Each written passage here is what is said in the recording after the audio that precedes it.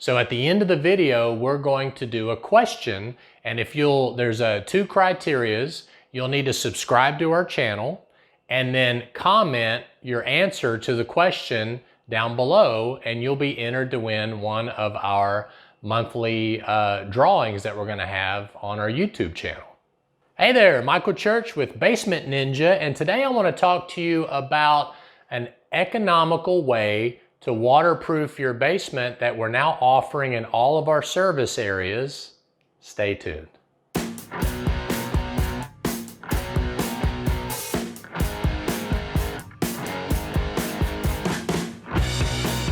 Before I get into what it is we're doing exactly, I thought that I would explain a little bit about basement waterproofing and why it is so significant to make sure that you're addressing it properly. All right, so one of the things that we're running into and that a lot of people don't understand is hydrostatic pressure. All right, so hydrostatic pressure is obvious whenever you take on a lot of rain. Your house and your foundation can flood, right? So it's raining for 3 or 4 days in a row, thunderstorms and all that kind of stuff, and then all of a sudden you see water pouring into your basement. Well, that's obvious that you have a hydrostatic pressure problem in most cases, because the water is hitting the outside of the basement wall, finding that path of least resistance, which is typically where the foundation wall meets the footer. Most of the time, that's where the problem exists. Now, if you're like East Tennessee, where you have a lot of cinder block walls, obviously those cinder blocks can fill up with water. Even weeks and months later, they can still be soaking wet, and that hydrostatic pressure can be pushing up against that wall. Now think about this, even if you don't have a visible hydrostatic pressure problem, say for example, you don't have a flooding coming into the basement, but you still have a hydrostatic pressure problem, it can cause other issues like bowing walls, okay? So that force of that water, and the taller the wall, the taller the dirt on the outside of that wall, the harder that hydrostatic pressure is forcing up against that wall. I scuba dive, and if you've ever scuba dived before, the deeper you go down into the atmospheres of the ocean, the more pressure your body is taking on. So if you've got a shallow basement, maybe a walkout 3 or 4 feet tall, not as bad as maybe 12 foot to 16 foot of dirt on the backside of a basement if you got a real tall basement or something like that. So that taller basement with that taller dirt wall is going to put on way more pressure, which can cause a lot of bowing of the wall, even if you don't have a flood. So you want to relieve hydrostatic pressure. So that's what I want to talk to you about today, is an economical way to relieve the hydrostatic pressure in a basement. Now, before I get to how you can relieve the hydrostatic pressure, I want to talk to you a little bit about, we're going to start doing monthly giveaways, okay? So at the end of the video, we're going to do a question, and there's two criterias. You'll need to subscribe to our channel and then comment your answer to the question down below, and you'll be entered to win one of our monthly drawings that we're gonna have on our YouTube channel. This month, we're giving away humidity reader and temperature gauge by ThermoPro, all right? So this is gonna be the gift that we're giving away.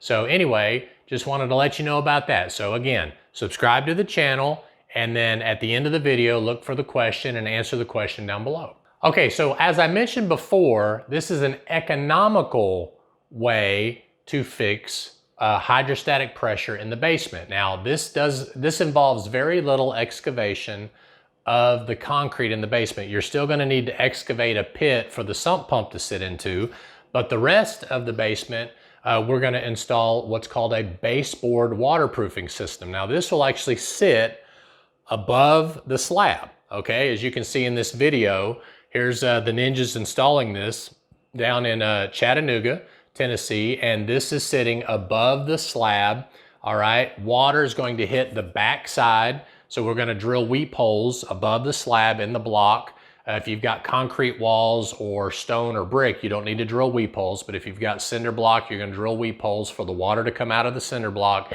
hit this baseboard waterproofing system, and then it will travel around until it gets access to the sump pump.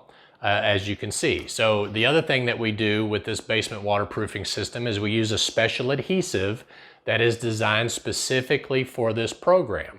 Now, a couple things about this above slab system. We feel like this is great for a non-finished basement, okay? If you have plans to finish out the basement, all right, so if you're gonna make it to where it's a family room or something like that, we really encourage you to go with an under the slab system, preferably top of footer system.